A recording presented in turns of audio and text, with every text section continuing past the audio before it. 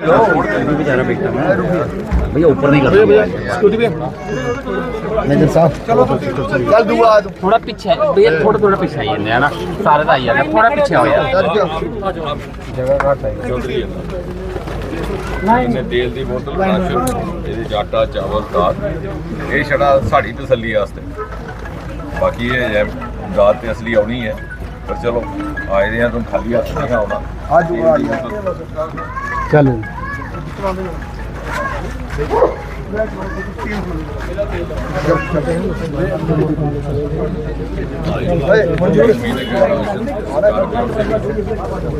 सामने हो ना ओ मित्रा सामने ये चलो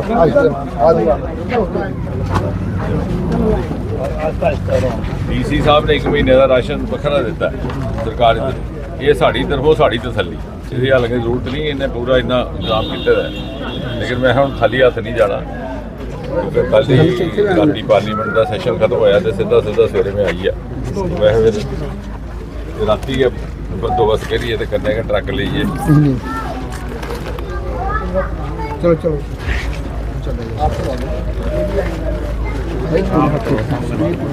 भैया आप बाकी दे देंगे चलो बस नहीं सारे चुकोग नहीं तन्ने को कोई जाना तू बेटे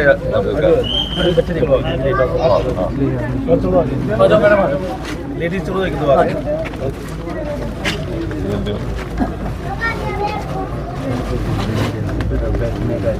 बिल्कुल करना यार वो ये तो छड़ाइयाँ भी खाली हथ नहीं आना था बाकी सारा कुछ है दाद आनी है चेयरमैन साहब आप नहीं करो आगे प्लीज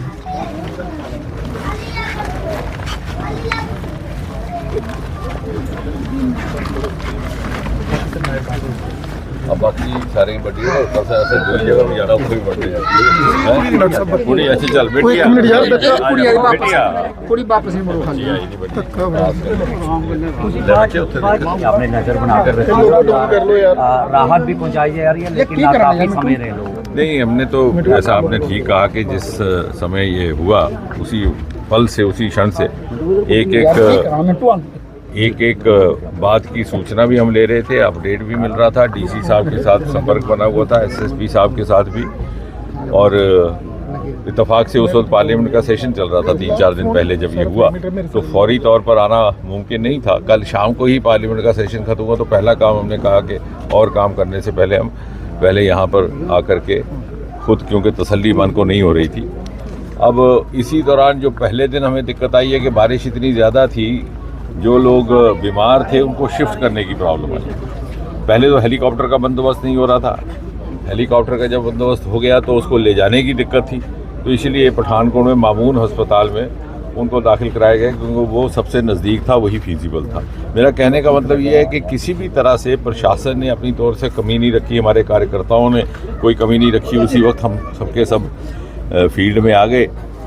उसके बाद ये जो रिलीफ कैंप्स लगे हैं ये घाटी में इसी तरह बाकी जगह भी हम 6-7 जगह जाएंगे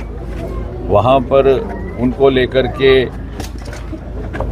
यहाँ के प्रशासन से भी बातचीत हुई है मुख्यमंत्री जी ने खुद इसमें दिलचस्पी ली है कल एक समीक्षा बैठक भी हुई एस्टीमेट भी मोटे तौर पर बनाया गया है फौरी तौर पर जो हमारा एस्टीमेट बना है कि इनको फौरी तौर पर रिहेबिलिटेट करने के लिए वो लगभग 25 करोड़ है लेकिन लॉन्ग टर्म जब इनको परमानेंट रिहेबिलिटेशन करना होगा तो उसमें काफ़ी बड़ी रकम दरकार होगी लगभग 150 करोड़ तक 100-150 करोड़ तक उसमें हमारा ये इरादा है कि इनको मकान तो बना करके देने ही है साथ में इनके लिए ज़मीन की भी व्यवस्था की जाए क्योंकि ज़मीन का भी नुकसान हुआ है कुछ बह गया कुछ ख़राब हो गया और डीसी साहब ने इनके लिए 1 महीने के राशन की भी व्यवस्था की है उसके बावजूद चूँकि मैं आज सीधा दिल्ली से आ रहा था मैंने कहा खाली हाथ इन पीड़ितों के बीच जाना ठीक नहीं तो मैं अपनी तरफ से ये कुछ राशन और तेल इत्यादि का एक वहीं से लेकर के कुछ एक आया था एक कंसाइनमेंट वो भी आज बांटी जा रही है और इस सब के अलावा चूँकि जैसा मैंने कहा एस्टीमेट का वो जब जाएगा दिल्ली तो उसको हम दिल्ली में भी सेंटर में भी फॉलो कर लेंगे जल्द से जल्द वो हो और उसके अलावा जो कहीं कमी पेशी रह जाएगी एमपी फंड्स हमने डीसी साहब के डिस्पोजल पर रखी है। इत्तेफाक से यही हमारे नोडल ऑफिसर भी हैं उधमपुर, कठुआ, डोडा के। बाकी 4 ज़िले का भी वितरण इन्हीं के माध्यम से होता है, तो उसमें भी कोई कमी पेशी नहीं रखी जाएगी। और साथ ही साथ ये जो बह गए हैं सड़कें, पुल, मुझे लगता है थोड़ा सा ये सेटल हो जाए तो इसकी भी जांच करने की ज़रूरत होगी कि इसका रिपेयर कहाँ से हुई, इसकी कंस्ट्रक्शन कहाँ से हुई। अभी ये जो पुल है साथ में, नहीं ये जो बागता वाला पुल, तो वो बहुत साल तो हुए नहीं थे। किसने बनाया, क्या उसकी क्वालिटी कंट्रोल रहा, क्या इंजीनियरों की तरफ से कहीं कुताही हुई, क्या ठेकेदार की तरफ से कोई कुताही हुई। बहुत से लोगों को ये भी शिकायत है कि 2014 से पहले MP MLA खुद ही ठेकेदार हुआ करते थे। अगर ऐसा है तो आलोचना करनी तो आसान है, कहीं कहीं अपना हिसाब भी देना पड़ेगा, क्योंकि राजनीति में हम भी हैं, आसानी से किसी को भूलने नहीं देंगे। तो किसने ये पुल बनाया, क्यों कर ये सेफ डिक्लेयर किया गया, और क्या हुआ कि कुछ ही घंटों की बारिश में चल बसा। तो इन सब बातों की समीक्षा करेंगे, लेकिन फिलहाल हम इन पीड़ितों के बीच हैं, अभी इनका रख रखाव करना हमारी है। डॉक्टर साहब लोगों के आरोप हैं कि कई रंग बिरंगी टोलियां जम्मू से आई, लेकर देकर कुछ नहीं गई, जो भी आता है फोटो सेशन के बाद चला जाता है। आपके सामने बताया क्या दिया, फोटो आपने खींचा, हमारा नहीं सर, जम्मू की बात करें कि जम्मू से जो आते हैं अलग अलग राजनीतिक दलों के, अलग अलग राजनीतिक दलों के लोग आए, सिर्फ सुनकर देखकर चले गए, लेकिन कुछ दे नहीं सके। नहीं, वो ऐसा है कि आजकल जनता बड़ी जागरूक हो गई है, मीडिया भी जागरूक है, युवा भी जागरूक है। तो अगर उसी तरह से लोगों को ठगने का काम हो सकता होता तो पिछले 3-4 चुनावों में जो नतीजे आए वो ना आते। सर कॉलोनी की बात करें जो लोग सेफ प्लेसेस, नहीं हम करेंगे। उसके लिए क्या है कि पहले हमें ज़मीन शनाख्त करनी पड़ेगी। ये मनसूबा, ये हमने मशवरा रखा है प्रदेश सरकार के आगे भी, और मुख्यमंत्री जी ने भी गंभीरता से इस बात को सुना है। हुआ क्या कि इसी बीच किश्तवाड़ की त्रासदी हो गई, तो पार्लियामेंट के सेशन के बीच में ही मैं रात को वहाँ जाना पड़ा। 10 घंटे की ड्राइव करके हम रात को पहुँचे, और वहाँ पर 2-3 घंटे रुक के सीधा ड्राइव करके फिर से 10 घंटे वापस पहुँच के दिल्ली पहुँचे, क्योंकि शुभांशु शुक्ला को वहाँ पे रिसीव करना था एयरपोर्ट पे, जो हमारे आंतरिक यात्री हैं। तो कहने का मतलब ये है कि हमारी स्टोली की तरफ से कहीं कोई कमी नहीं रही है। 25 करोड़ का फौरी तौर पर पैकेज आपने कहा, क्या वो DBT मोड पर रहेगा या फिर इनको एडमिनिस्ट्रेशन खुद कह सकते हैं उसको, उसका ये कह सकते हैं कि एस्टीमेट है कुल मिलाकर के, और उसको किस तरह से उसका वितरण होगा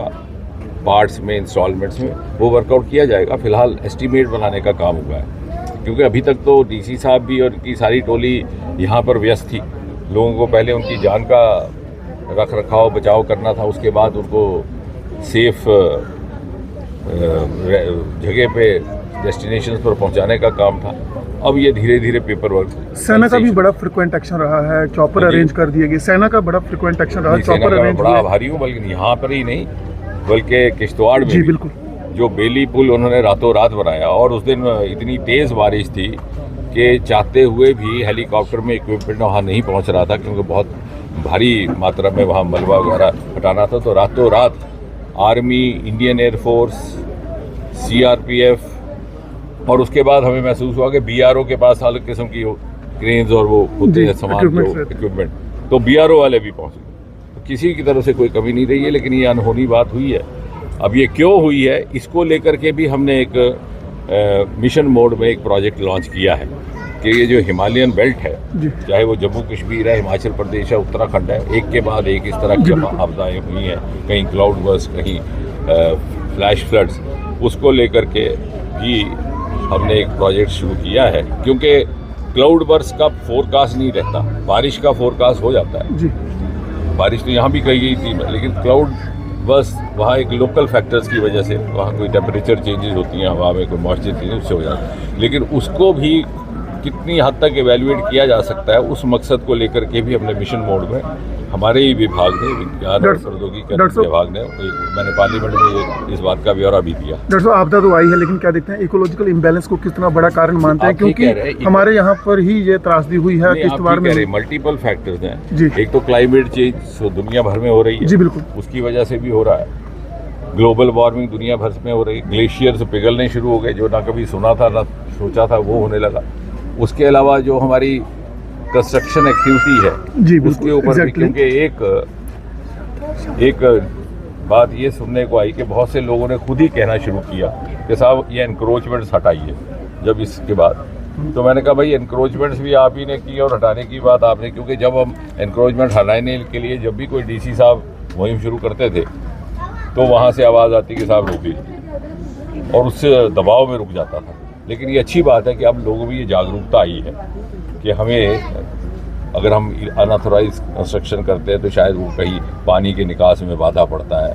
कहीं ज़मीन की टोपोग्राफी में फायदा पड़ता है। और मुझे लगता है कि मिलजुल करके प्रशासन की ओर से भी और जनता के सहयोग से भी कम से कम इतना सुनिश्चित कर पाए हम कि आगे से ऐसी बात ना हो।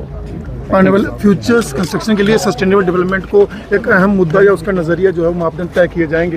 क्योंकि कई सारे पहाड़ों को अभी भी काम ड्रिलिंग का लगा है कुछ। नहीं, उसके लिए भी एनवायरमेंटल कंसिडरेशंस को और ज़्यादा पुख्ता किया जाएगा। उसको लेकर के मिशन मोड में हमने एक नेशनल मिशन